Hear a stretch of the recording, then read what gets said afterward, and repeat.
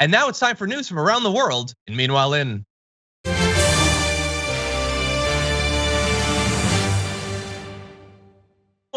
Tonga, a volcano erupted. Or did it? It probably did. The eruption, which occurred on January 14th, saw the Hunga Tonga Hunga Ha'apai volcano send ash more than 25 miles into the sky and caused waves nearly 50 feet tall to crash into Tonga's main island. This was a disaster, legitimately. Tsunami warnings were issued for as far away as the west coast of the United States. NASA scientists believe that the eruption, which split the island in two, was more powerful than the atomic bomb used by the US during World War II. And in fact, you can see a little bit of the satellite footage here in that. It's visible from space. It looked like a nuke going off. Absolute disaster.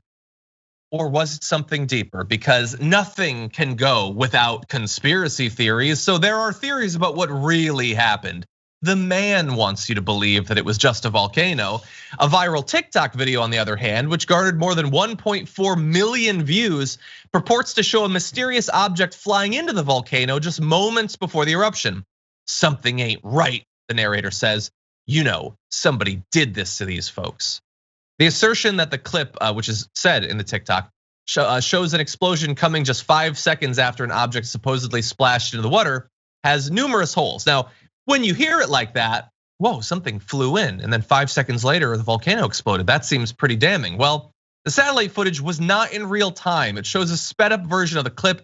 It depicted a 6-hour period from before, during, and after the eruption. Also, the satellite would not pick up a splash in the water from that height. It's some sort of artifact in the footage or something like that. But that did not stop people watching the TikTok from believing it and saying things like, be careful, brother. These people will search you out for exposing them. Sabrina, what do you think?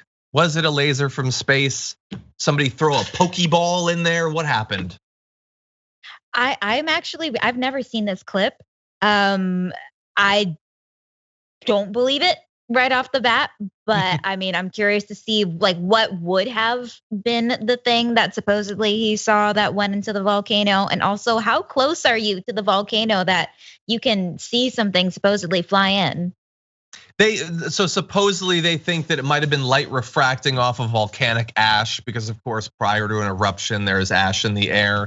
I don't know, I'm not a volcano expert, although we have interviewed volcano experts on the show before. Anyway, that is just one of the conspiracy theories about what really happened. One person just said, without any specific claims, they are creating these natural disasters to be able to make it like we need the government to step in to take control. These are not natural disasters. And by the way, like this next one is just so perfect for the time we're in. Over on BitChute, a video sharing platform popular among the far right, one user said Tonga had just announced they were going to start accepting Bitcoin as legal tender. 2 days later, this happened. They're trying to shut down their cryptocurrency. No, they're not, you idiot. Wow. It is not what it is. It's a any headline to push Bitcoin, right? Exactly. Buy my NFT of the thing going into the volcano. That would have actually been a good idea. I could have made a lot more money. I need to start doing conspiratorial NFTs. And meanwhile, in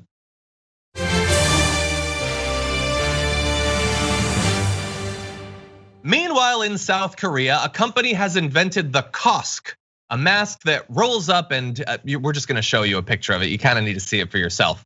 This is the Kosk, which, yes, does look like a pair of tighty whities worn across the nose.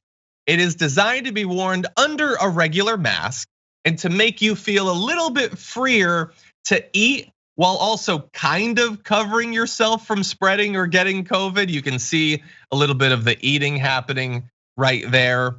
Sabrina, knee-jerk reaction. Could we get you to wear a Kosk? No.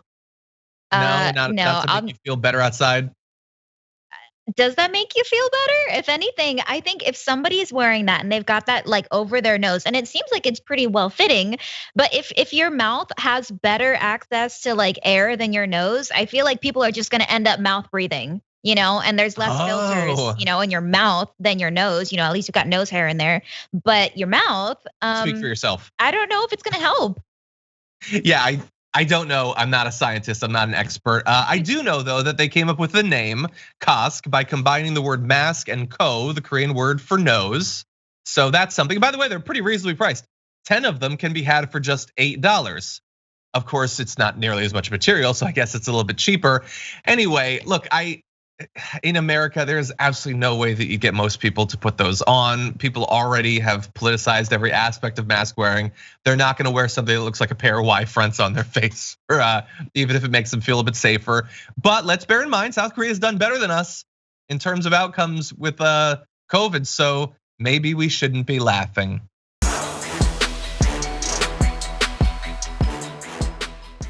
Check out the Damage Report podcast each day, wherever you get your podcasts, whether Pocket Casts or Stitcher or iTunes. You can join me as I give you the news and stories you want, with a range of co-hosts and interview guests jumping in on the fun each day. Again, that's the Damage Report, wherever you get your podcasts. And if you get them at iTunes, don't forget to rate and review. Sometimes I'll read them live on the show.